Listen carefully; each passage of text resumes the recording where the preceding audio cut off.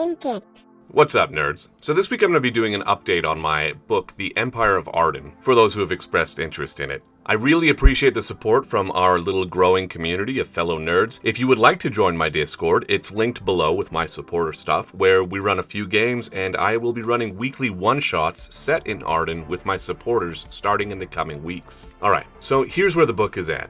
First, we have the cities. There are 4 main cities in Arden, and I have tried, and I think I've accomplished, giving them each a distinct personality. You have Wesenhold, the Western European-themed capital and cultural center. Seftmeyer, the Slavic-themed underground industrial gears and grease mining city. There's Sutherfane, which is a Pirates of the Caribbean plus sea monsters Vegas vice hub. And then Midweld, the plucky underdog styled after the American West. One thing I really underestimated when I started talking about making this book was how long it would take me to come up with maps that I liked. Maps have been a bit of a delay here, and I found some tools that I like playing with, like some random generators for ideas and some art tools for spicing those things up. But it's slow going trying to get them right, and I would like each of these places to feel like cities that you could really spend some time in. For example, I think it would be really cool to do a murder mystery set entirely in Seftmeyer, taking rickety elevator shafts and underground trains from spire to spire.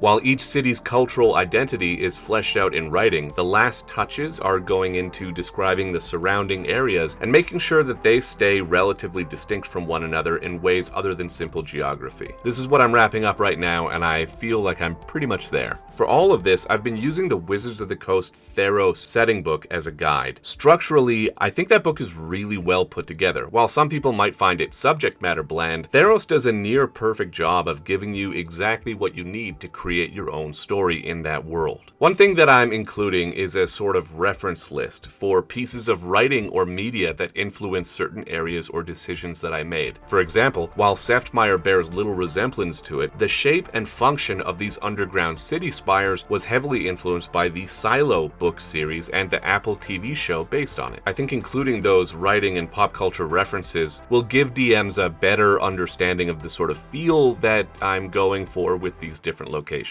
For the world's history, I'm not overly concerned about diving into the details. I think I run the risk of getting a little too wordy and caught up in details that will ultimately matter very little, if at all, in any game that a person decides to run. World building and history can be a lot of fun to dive into, but when it comes to trying to showcase a world for other people to use, these minor historical details don't really make much of a difference. Bullet points will suffice, I think, with brief descriptions of major events written in such a way that I feel any citizen of that empire would be able to talk about. Here's the common knowledge Cliff Notes historical record. The Church of the Creator plays an important role in that world, so I've gone into a bit more detail in how it should function, and that way the reader can get a sense of how things can be described to players. As an obvious antagonist to most people's sensibilities, I felt that it was important to make the Church's stat blocks more powerful than most monsters. A patrol of hand paladins should be sufficiently and deservedly intimidating, which wouldn't be the case if a group of amateur or low-level adventurers could easily dispatch them. These are hardened soldiers that fight the most difficult monsters on a regular basis and are trained in magical abilities made inaccessible to the general public, so they are pretty high-level enemies to prevent parties from getting any big ideas too early. Speaking of stat blocks, one theme that I'm leaning heavily on for Fade Beasts and the custom stat blocks included in Arden is the concept of weak spots. While trying to figure out how I could properly integrate the idea that learning more about a creature would help you hunt it or defeat it, I decided the most beneficial advantage could be a weakness that players could learn about that would level the playing field. So most, if not all of the custom monsters will include something like the following. So this is a Fade Hound. It's supposed to be a relatively common monster found around the borders of the woods in Arden. An opportunistic hunter that will flee a losing battle, but a vengeful and clever one that will stalk and attempt to ambush those who injure or kill members of their pack. Here's how their weak spot mechanic works. Fadehound's hide is thick with an AC of 13. However, they have very little muscular tissue at the nape of their neck, which leaves a few of their vertebrae more exposed. If players are aware of the weak spot and prior to their attack roll they declare their intention to aim for it, they can be allowed to hit it. The weak spot has an AC of 18. You double any damage dealt directly to the weak spot. So the Fadehound's regular AC, like I said, is 13, meaning that any attack roll over 13 will still hit the Fadehound, but if you have declared that you are aiming for the weak spot, any roll over 18 will hit that spot instead. Again, players need to know about the weak spot in advance, and they need to declare that they're aiming for it before an attack roll in order to hit it. A simple blind attack roll that goes over 18 against a Fadehound won't automatically hit the weak spot just because it exists. It has to be known about and intentional. Not all weak spots just do extra damage. Some of them disable special or multi-attacks. Some can paralyze creatures or bring flying enemies to the ground. Some of them cause things like fear or blindness to give the players an edge in what might otherwise be a fight too difficult for them to manage at their level. Stat blocks for these creatures have been another holdup, as I haven't had many opportunities to use all of them in my test campaign. But as I'm planning some one-shots in the near future to play with these ideas further, I expect to be able to tweak and fine-tune the stat block to be ready for the book. For character customization, since humans are strongly suggested as the only playable race, I took a few concepts from 1D&D's playtest and merged them into existing human racial traits to create a more satisfying stat block to start gameplay with, as well as 6 distinct custom backgrounds that are world-specific and should lend to a more immersive feel to character design. Instructions for steampunk mechanic swaps are given, and I'm pretty satisfied with this brief but important section of the book. A lot of spells and fantasy-based abilities from monster manual enemies are given steampunk makeovers, and simple guidelines for how to do this yourself on the fly are given. Technology and travel in Arden are more advanced than other settings, and this has been briefly measured and explained based on real-world examples for simple ideas, like how fast did vehicles like steam locomotives, Zeppelin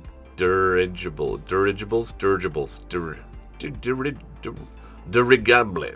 or steam-powered oceanic vessels. How fast did they travel when they were in their heyday? In terms of actual area, the Empire of Arden is relatively small. I want it to feel dense and isolated, but to have that isolation also feel kind of restricting. So finally, that brings us to campaign concepts. I am not going to be writing a full campaign for you in this book. That isn't and was never my goal or intention. Every official book that I've opened myself has functioned as a set of guidelines for creating my own story rather than follow the modular steps laid out by somebody else. What I will be including is a handful of campaign concepts and ideas, story prompts, places to start, and potential layouts for your first session. Where you go from there is entirely up to you and your party, and if you are looking for something a little bit more structured, you could totally just use these one at a time. Ultimately, this isn't going to be a book full of boxed text and a step-by-step story. I want it to be more of a tool for DMs and players to carve out their own story